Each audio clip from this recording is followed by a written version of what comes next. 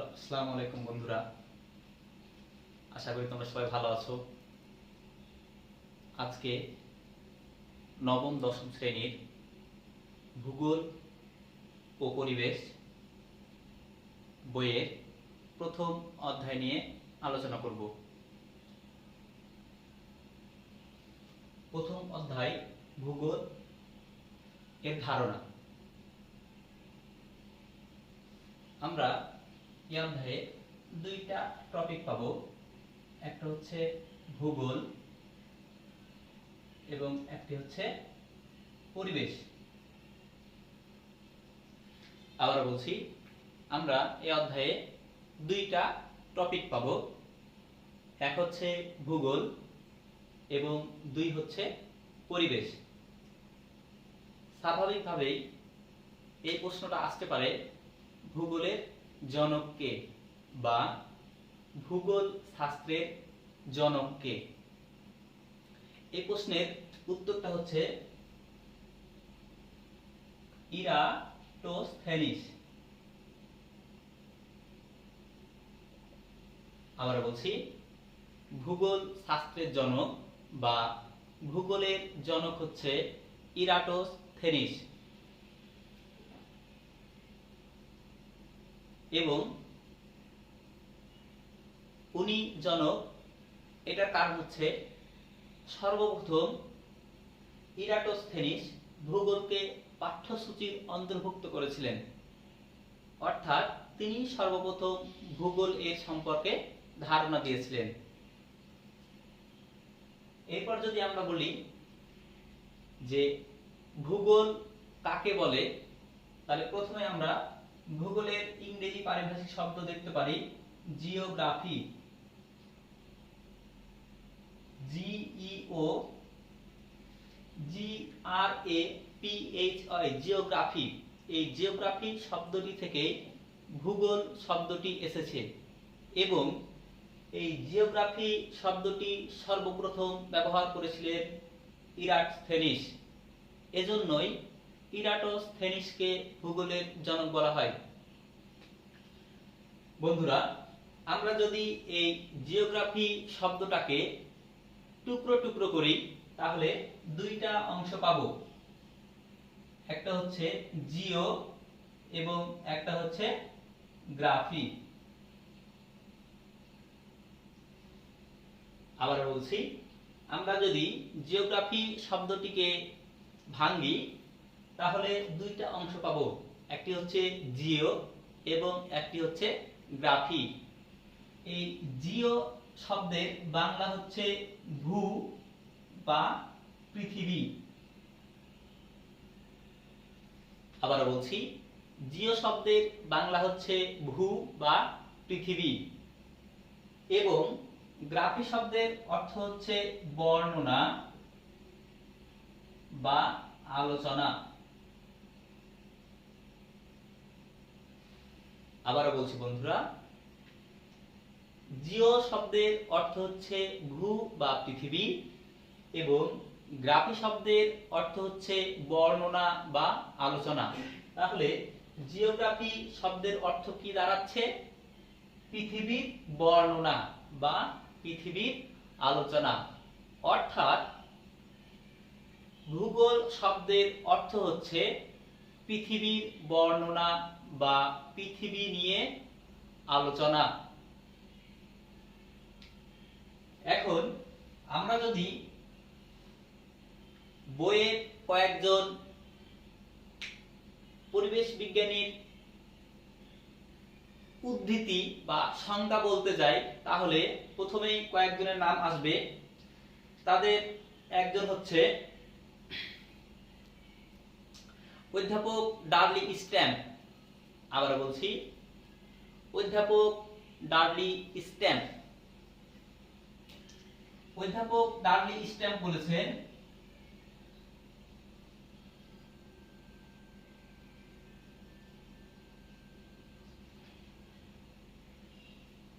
পৃথিবী ও এর অধিবাসীদের আলোচনায় ভূগোল। অধ্যাপক ডার্লি স্ট্যাম্প বলেছেন, পৃথিবী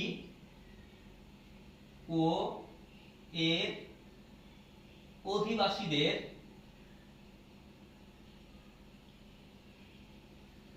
পৃথিবী ও এর অধিবাসীদের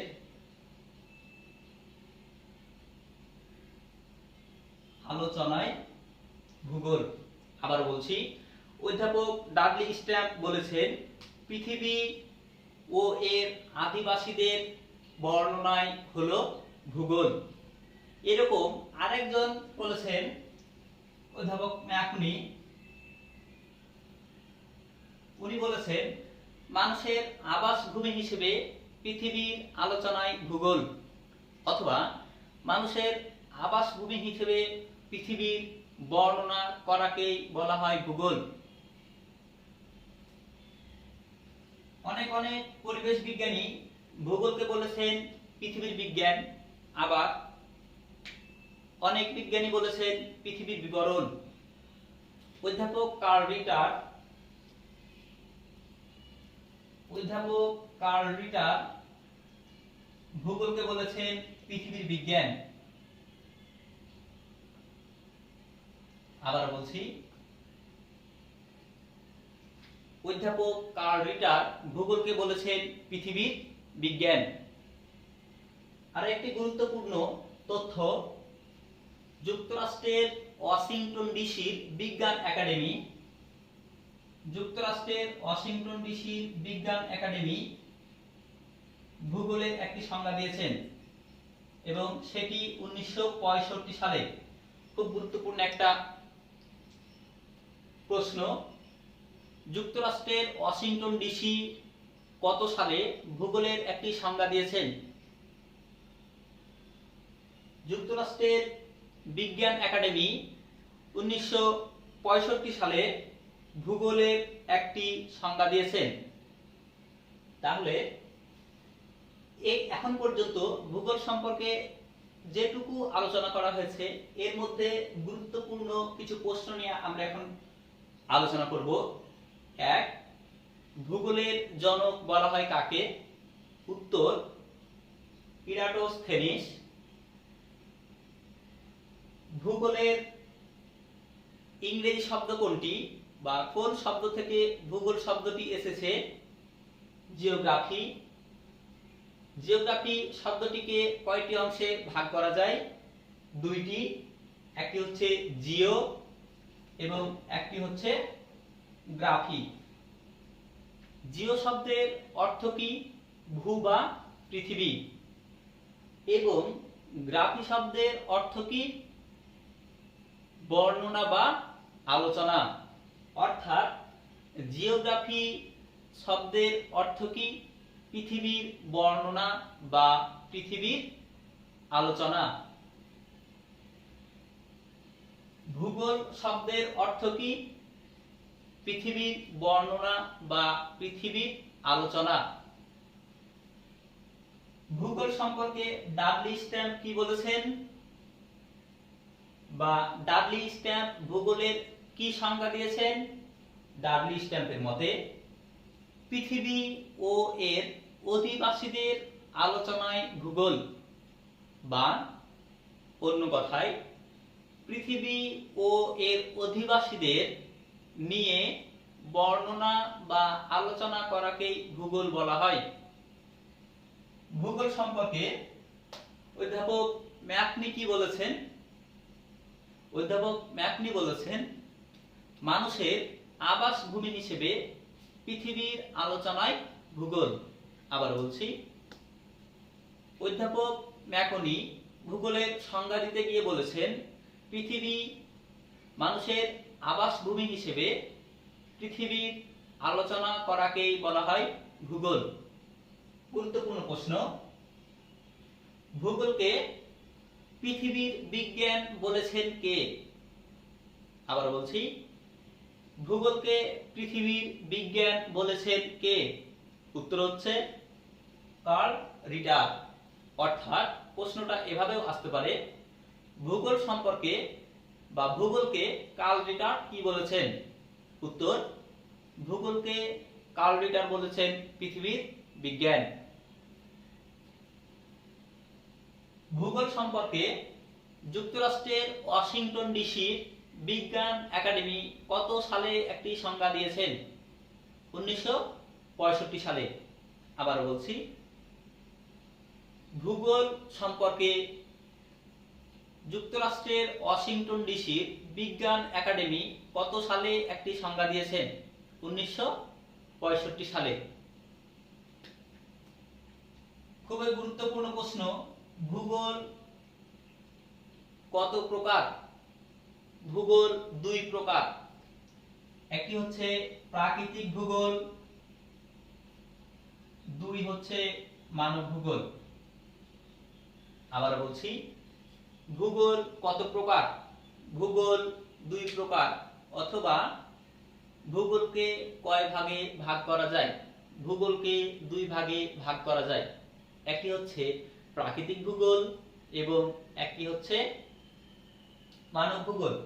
আমরা পরবর্তী ক্লাসে ভূগোলের ভাগগুলো নিয়ে বিস্তারিত আলোচনা করব। এরপরে আসি পরিবেশ। আমরা সেই ছোটবেলা থেকেই একটি ধারণা জানি, পরিবেশ বলতে কি বোঝায়, পরিবেশ মানে কি। সেই ছোটবেলা আমরা পড়েছি, মানুষের চারপাশে বা আমাদের চারপাশে যা কিছু আছে তাকে বলা হয় পরিবেশ। আবার বলছি, আমাদের চারপাশে যা কিছু আছে তাকে বলা হয় পরিবেশ। অর্থাৎ মানুষ যেখানে থাকে তার চারপাশে যা কিছু রয়েছে সবকিছু নিয়েই তার পরিবেশ গঠিত। পরিবেশ দুই প্রকার। তার আগে বলি, পরিবেশের উপাদান দুই প্রকার। পরিবেশের উপাদান দুই প্রকার। এক হচ্ছে জড় উপাদান, দুই হচ্ছে জীব উপাদান। আবার বলছি, পরিবেশের উপাদান দুই প্রকার। এক হচ্ছে জড় উপাদান, দুই হচ্ছে জীব উপাদান। অর্থাৎ মানুষের চারপাশের পরিবেশে জড় পদার্থ রয়েছে, সেই জড় পদার্থ গুলোই হচ্ছে জড় উপাদান, যেমন টেবিল, চেয়ার ইত্যাদি ইত্যাদি। এবং মানুষের পরিবেশে যে সকল জীব উপাদান রয়েছে বা জীব রয়েছে সেগুলোকে বলা হয় জীব উপাদান, যেমন গরু, ছাগল, গাছ ইত্যাদি। এই জন্য পরিবেশকেও উপাদানের ভিত্তিতে দুই ভাগে ভাগ করা হয়। একটি হচ্ছে জীব পরিবেশ এবং একটি হচ্ছে জড় পরিবেশ। আবার বলছি, পরিবেশকে দুই ভাগে ভাগ করা হয়। একটি হচ্ছে জীব পরিবেশ, একটি হচ্ছে জড় পরিবেশ। অর্থাৎ জীবদের নিয়ে যেই পরিবেশ গঠিত তাকে বলা হয় জীব পরিবেশ, এবং জড় উপাদান নিয়ে যেই পরিবেশ গঠিত তাকে বলা হয় জড় পরিবেশ। এবার পরিবেশ সম্পর্কে কয়েকজন বিজ্ঞানীর আমরা সংজ্ঞা পড়ব। পরিবেশ বিজ্ঞানী সিসি পার্ক বলেছেন, পরিবেশ বিজ্ঞানী সিসি পার্ক বলেছেন, স্থান ও কালের কোনো এক বিন্দুতে মানুষকে ঘিরে থাকা সকল অবস্থার যোগফলকেই পরিবেশ বলা হয়। আবার বলছি, পরিবেশ বিজ্ঞানী সিসি পার্ক বলেছেন, স্থান ও কালের কোনো এক বিন্দুতে মানুষকে ঘিরে থাকা সকল অবস্থার যোগফলকেই পরিবেশ বোঝায়। অর্থাৎ সিসি পার্কের মতে কোনো একটি সময়ে এবং কোনো একটি জায়গায় মানুষের চারপাশে যা কিছু থাকবে সে সকল অবস্থার যোগফলকেই তার পরিবেশ বলা হয়। পরিবেশ সম্পর্কে পরিবেশ বিজ্ঞানী আর্কস বলেছেন, আবার বলছি, পরিবেশ সম্পর্কে পরিবেশ বিজ্ঞানী আর্কস বলেছেন, জীব সম্প্রদায়ের পারিপার্শ্বিক বা আশেপাশের জৈব এবং প্রাকৃতিক অবস্থাকেই পরিবেশ বলা হয়। আবার বলছি, পরিবেশ বিজ্ঞানী আর্মসের মতে জীব সম্প্রদায়ের পারিপার্শ্বিক, জৈব এবং প্রাকৃতিক অবস্থাকেই পরিবেশ বলা হয়। তাহলে বন্ধুরা, আমরা পরিবেশ সম্পর্কে যে সকল গুরুত্বপূর্ণ প্রশ্নগুলো নিয়ে বা প্রশ্নগুলো জেনে রাখতে হবে সেগুলো হচ্ছে, পরিবেশ কাকে বলে? পরিবেশ কাকে বলে এর উত্তর হচ্ছে স্থান ও কালের কোন একটি বিন্দুতে মানুষকে ঘিরে থাকা সকল অবস্থার যোগফলকে বোঝায় এবং এই সংজ্ঞাটি দিয়েছেন পরিবেশ বিজ্ঞানী সিসি পার্ক। পরিবেশের উপাদান কত প্রকার? পরিবেশের উপাদান দুই প্রকার, এক জীব উপাদান, দুই জড় উপাদান। একই রকম ভাবে পরিবেশকে কয় ভাগে ভাগ করা হয়? পরিবেশকে দুই ভাগে ভাগ করা হয়, এক জীব পরিবেশ, দুই জড় পরিবেশ। এরপর পরিবেশ সম্পর্কে সিসি পার্ক কি বলেছেন, যেটা আমি কয়েকবার বললাম, স্থান ও কালের কোন একটি নির্দিষ্ট বিন্দুতে মানুষকে ঘিরে থাকা সকল অবস্থার যোগফলকেই পরিবেশ বলা হয়। আরেকটি গুরুত্বপূর্ণ প্রশ্ন, পরিবেশ বিজ্ঞানী আর পরিবেশ সম্পর্কে কি সংজ্ঞা দিয়েছেন বা পরিবেশ সম্পর্কে কি বলেছেন? পরিবেশ বিজ্ঞানী আর বলেছেন, জীব সম্প্রদায়ের পারিপার্শ্বিক, জৈব এবং প্রাকৃতিক অবস্থাকেই পরিবেশ বলা হয়। বন্ধুরা, আজকে প্রথম পর্বে বা প্রথম ক্লাসে ভূগোল এবং পরিবেশ সম্পর্কে সাধারণ বা গুরুত্বপূর্ণ ধারণাগুলো নিয়েছি। আগামী ক্লাসে পরিবেশ এবং ভূগোল সম্পর্কে বিস্তারিত জানব। সে পর্যন্ত সবাই সুস্থ থাকো, ভালো থাকো এবং আমার এই চ্যানেলটি সাবস্ক্রাইব, লাইক এবং শেয়ার করো। আসসালামু আলাইকুম।